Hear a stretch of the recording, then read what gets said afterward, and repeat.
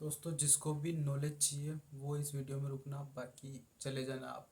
क्योंकि अगर आपका फोकस पीछे के बैकग्राउंड पे है या पीछे जो सामान पड़ा है उस पे अगर आपका फोकस है तो आप भटके हुए हो।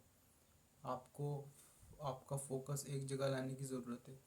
सबसे पहली बात तो मैं आपको बताऊं कि इस वीडियो का टॉपिक क्या है। सबसे पहले बता दूं तो इस वीडियो का टॉपिक है मार्केट किसे कहते हैं, शेयर मार्केट और मार्केट। अभी मैं आपको बताऊंगा कि मार्केट और शेयर मार्केट क्या होता है। जो लोग जानते हैं वो इस वीडियो को छोड़ के जा सकते हैं, उनको यहाँ टिकने की ज़रूरत नहीं है। जो लोग बिल्कुल नए हैं, जिनको पता नहीं है, उनके लिए मैं ये वीडियो बना रहा हूँ। बिल्कुल ज़ीरो नॉलेज है, उनको पता नहीं है। और जो थोड़ा बहुत जानते हैं ना, उनको ये वीडियो सिंपल लगेगा, इसलिए आपको देखने की ज़रूरत नहीं है। जिनको बिल्कुल बेसिक जानकारी नहीं है उनके लिए ये वीडियो बना रहा हूँ, ठीक है। और जिनका फोकस्ड नॉलेज गेन करने पे, तो वो पीछे के बैकग्राउंड को ब्लर कर देंगे, वो उन पे ध्यान नहीं देंगे और वो ध्यान देंगे मेरी बातों पे। कि उससे फ़र्क नहीं पड़ता है कि माइक है या नहीं है, कुछ है ना, या कुछ है या नहीं है। क्योंकि नॉलेज अगर आपको लेना है तो आप इस वीडियो में रुकेंगे। तो सबसे पहले तो मैं बात करता हूँ मार्केट की। जो मार्केट शब्द आप सुनते हो और शेयर मार्केट, दो शब्द हैं। मार्केट कई प्रकार के होते हैं, जिसमें सबसे पहले अभी मैं बता दूँ आपको तो, जहाँ हम खरीदारी करते हैं, कोई भी चीज़ बेचते हैं, लेते हैं। जैसे कि सब्जी मार्केट है, सब्जी सब्जी मंडी ले लो आप, सब्जी का मार्केट ले लो, जहाँ से हम कुछ खरीदारी करते हैं, सब्जी लेके आते हैं और पैसे दे के जाते हैं, वो एक नॉर्मल मार्केट है।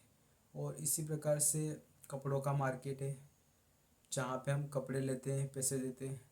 और बहुत सारे मार्केट, जैसे अभी धान मंडी, ये भी एक मार्केट के तहत आता है, जहाँ पे किसान अपना धान बेचते हैं और वहाँ से पैसे लेते हैं। तो इस प्रकार से अलग अलग तरह के मार्केट होते हैं। इसको तो आप सब जानते हो, क्योंकि आप खुद बाज़ार जाते हो, सब्जियां लाते हो, पैसे देते हो। और आप भी कभी अगर गांव से हो तो आप धान बेचने जाते हो, वहाँ से भी आप पैसे लेके आते हो, मतलब लेन देन करना, ये एक मार्केट के तहत आता है। और अगर शहर में रहते हो तो वहाँ आप धान वान नहीं बेचते, कुछ नहीं करते, तो आप वहाँ से लेके तो ज़रूर आते होंगे। आटा चावल दाल कपड़े वगैरह लेके आते हैं, तो उसे मार्केट कहते हैं। अब ये हो गया मार्केट। अब देखते हैं शेयर मार्केट किसे कहते हैं। इसी प्रकार से इसमें कोई ज़्यादा डिफरेंस नहीं है, दोनों चीज़ें एक ही समझ लो आप। उदाहरण के लिए एग्जांपल दे रहा हूँ, जैसे हम, मतलब कंपनियां इसमें दो दो स्टेप में डिवाइड होती है। बीएससी और एनएससी, बॉम्बे स्टॉक एक्सचेंज और नेशनल स्टॉक एक्सचेंज, दो में होती है। तो इसमें क्या करते हैं कि जो लीडर कंपनियों के, जो नई नई कंपनियां ओपन करते हैं या पहले से भी है, जो नए बंदे आते हैं मार्केट में, वो क्या करते हैं कि अपनी छोटी सी कंपनी तैयार करते हैं और फिर धीरे धीरे धीरे धीरे धीरे उस कंपनी को बड़ा करते हैं। जैसे शुरुआत में कोई बंदा आया, उसने कंपनी डाली। कंपनी क्या है, एक छोटा ऑफिस डाला समझ लो आप। छोटा ऑफिस डाला किसी बंदे ने, और जैसे आया उसने धीरे धीरे बड़ा किया। जैसे आपने शुरुआत में 10,000 15,000 20,000 से एक ऑफिस शुरू किया, एक छोटी कंपनी शुरू की आपने, और धीरे धीरे भविष्य में वो आपकी कंपनी ग्रो हो गई। अभी शुरुआत में तो कोई कोई बात नहीं, कोई होता नहीं है कुछ, क्योंकि इसमें एनएससी में बीएससी में एक लिमिटेड होती है कि इससे ऊपर ही हम कंपनी को दर्ज करेंगे। 1 करोड़ 10 करोड़ से ऊपर की कंपनी को हम दर्ज करेंगे इस लिस्ट में, ऐसा होता है। तो शुरुआत में उसके पास कुछ नहीं होता, तो वो कंपनी खड़ी करता है, और कंपनी खड़ी करने के बाद धीरे धीरे धीरे धीरे धीरे ग्रो करता है। और जैसे जैसे ग्रो होता है, तो उसके बाद क्या होता है कि उसकी कंपनी 10 करोड़ 1 करोड़ 10 करोड़ तक चली जाती है। तो कंपनी की थोड़ी वैल्यू हो जाती है, उसके शेयर की वैल्यू हो जाती है। तो कंपनी का मालिक जो होता है ना, वो क्या करता है कि फंड चाहिए उसको कंपनी को और आगे बढ़ाने के लिए, तो वो अपने कंपनी के शेयर बेचता है। मतलब शेयर बेचना ये भी एक बाज़ार की तरह है। तो इसमें वो शेयर बेचता है, जो आम जनता होती है उसको, उस कंपनी का शेयर बेचता है। वो कंपनी के शेयर वो रेट उसके हिसाब से फिक्स करता है, और उसमें डिवाइड करके कंपनी के शेयर बेचता है, और फिर आम जनता उस शेयर को खरीदती है। और इससे क्या होता है कि वो कंपनी की हिस्सेदार बन जाती है। जैसे आपने कंपनी के 1,000 शेयर खरीद लिए, तो आप 1,000% के, मतलब उसमें से जो भी आपका परसेंटेज निकलेगा 1,000 शेयर के, तो इतने परसेंट के आप हिस्सेदार बन गए उस कंपनी के। और ऐसे बहुत सारे लोग हैं जो खरीदते हैं शेयर, और अलग अलग अलग अलग, कोई कितना खरीदता है, कोई कितना कितना ज़्यादा खरीदता है, और उस हिसाब से उतना परसेंट का वो मालिक बन जाता है, पार्टनर बन जाता है। तो इससे कहते हैं मार्केट। जो मार्केट, और यही मार्केट अब शेयर से है, स्टॉक से है, स्टॉक बेच रहे हैं, खरीद रहे हैं, तो इसे कहते हैं स्टॉक मार्केट।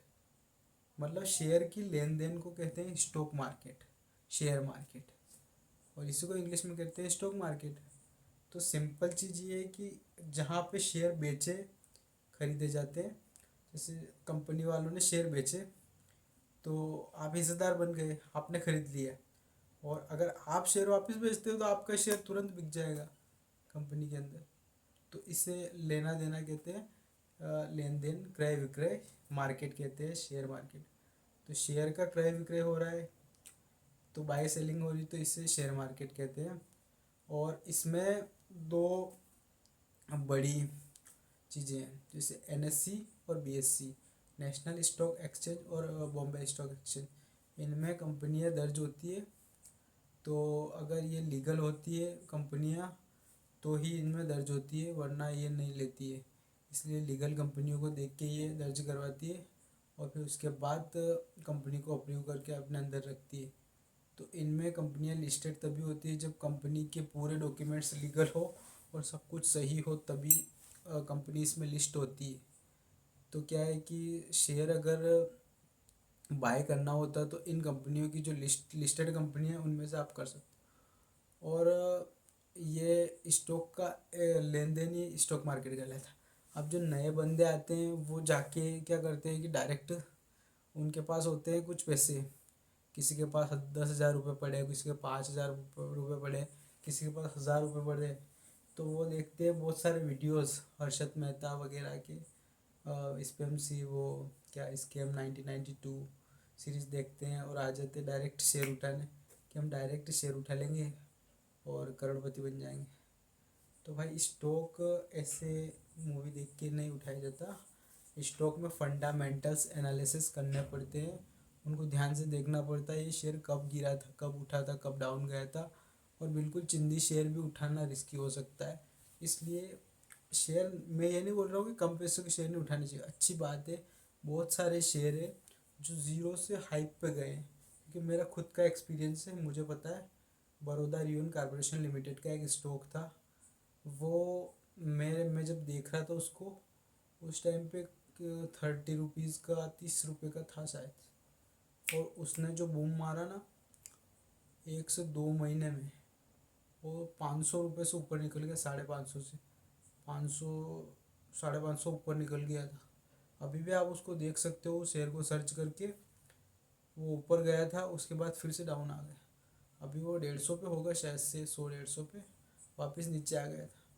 तो ये क्या है कि वो कपड़े की कंपनी थी, तो सीज़न आया था, रक्षाबंधन वगैरह त्यौहार आए थे, तो उस टाइम पे कपड़े की मार्केट बढ़ी, तो उस कंपनी का शेयर बूस्ट हो गया। तो ऐसे आपको क्या करना है कि मार्केट तो आपको समझ में आ गया, तो शेयर बाय करने से पहले आपको ये भी ध्यान रखना है कि मार्केट में कंपनी काम क्या करती है। कंपनी अगर काम आपको पता चल जाए काम क्या करती है, उस हिसाब से आप न्यूज़ देख सकते हो, उसकी उसकी रिपोर्ट निकाल सकते हो कंपनी करती क्या है। तो उस हिसाब से अगर जैसे आपकी कपड़े की कंपनी सीज़न पे कंपनियां ज़्यादा काम करती है ज़्यादा, तो स्टॉक हाई ऊपर जाने की चांस ज़्यादा रहते हैं। और अगर आप और चीज़ें कंपनी की जानकारी लेते हैं कि स्टील की कंपनी है तो स्टील की बिक्री कब ज़्यादा होती है, या किसी भी ऐसी ट्रस्टेबल कंपनी जो कि पहले से चल रही है। ट्रस्टेबल कंपनी की ये दिक्कत होती है कि उसका स्टॉक आपको महंगा मिल जाएगा, और जो शुरुआत में कंपनियां निकलती है ना, शुरुआत में आती है ना, वो धीरे धीरे जमती है, तो ग्रो करने में समय लगता है। तो आपको ऐसा लगता है इस शेयर में दम नहीं है, पर भाई सब कंपनियों का काम देखना पड़ता है। स्टॉक ऐसा नहीं है कि इसमें दम नहीं है उसमें दम है, ऐसा कुछ नहीं है। आपको कंपनी का काम देखना पड़ता है, क्या काम करती है कंपनी, और उस हिसाब से हम स्टॉक लेते हैं। तो आप कभी भी स्टॉक बाय करना है तो पहले कंपनी की डिटेल देखो, फिर देखो एनएससी बीएससी में लिस्टेड है कि नहीं। अब इसके लिए तो आपको एक ऐप डाउनलोड करना पड़ेगा कोई सा भी, उसमें आपका डेमेट अकाउंट बना लो, और आराम से उसमें स्टॉक देखो, उसमें फंडामेंटल्स देखो कंपनी के। पर आपको एक बात बता दूँ, स्टॉक बाय करने से पहले कम से कम कंपनी का मार्केट कैप देखना तो 10 करोड़ से ऊपर ही होना चाहिए। इतना तो होना चाहिए तभी बाय करना, वरना थोड़ा रिस्की हो सकता है। 10 करोड़ से ऊपर होना चाहिए मार्केट कैप। और बहुत सारी चीज़ें इसमें एनालिसिस करना पड़ता है। तो वैसे हम मतलब जब भी स्टॉक डालते हैं ना, तो एनालिसिस करते हैं, उसके बाद डालते हैं इस पे चैनल पे। तो आप उस हिसाब से आप भी एनालिसिस करके पूरी जानकारी निकाल के अपने जो भी गाइड सलाहकार हैं उनसे सलाह लेके फिर बाय करें, अपने रिस्क पे बाय करें। क्योंकि स्टॉक मार्केट इसमें कुछ भरोसा होता नहीं है। पर हम मतलब रिसर्च करते हैं ना, तो इसमें हमें 80% तक हमें चांस मिल जाते हैं कि हाँ ये शेयर कुछ कर सकता है आगे चल के। इसलिए तो अभी मैंने आपको मार्केट बता दिया, मार्केट में कैसे शेयर आते हैं कैसे जाते हैं वो बता दिया, कंपनियां कितनी बड़ी होती तब इसमें दर्ज होती है ये भी बता दिया। अब आपको अगर इस वीडियो से कुछ भी नॉलेज मिला हो, कुछ नॉलेज गेन हुआ हो, क्योंकि मैं तो देखो पंखा बंद करके बैठा हूँ, नॉलेज देने का उद्देश्य था। ये मेरा जो माइक था ना ये भी आज ख़राब हो गया है, क्या पता तो क्या हो गया इसको, इसलिए। और मेरे कैमरे का ग्लास भी टूट गया था। बैकग्राउंड देख सकते हो आप, इतना सारा आ रहा है। तो इन सबको मैं इग्नोर कर रहा हूँ, इनसे कोई मतलब नहीं, आप भी इग्नोर करो। क्योंकि आपको नॉलेज लेना है तो आपको इग्नोर करना होगा। आवाज़ की क्वालिटी भी कम कम आ रही होगी थोड़ी, क्योंकि माइक ख़राब हो गया है। तो मैं इन सबको नहीं देख रहा अभी। मैंने सोचा वीडियो जानकारी देनी है तो वीडियो बना दो, तो मैं वीडियो बना रहा हूँ। और बहुत गर्मी हो रही है, पंखा मैंने बंद कर रखा है। फिर मैंने कहा वीडियो बना ले पहले, फिर उसके बाद फ़ैन ऑन करेंगे।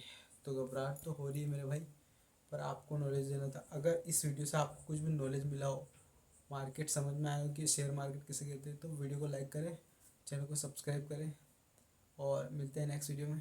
Thank you so much.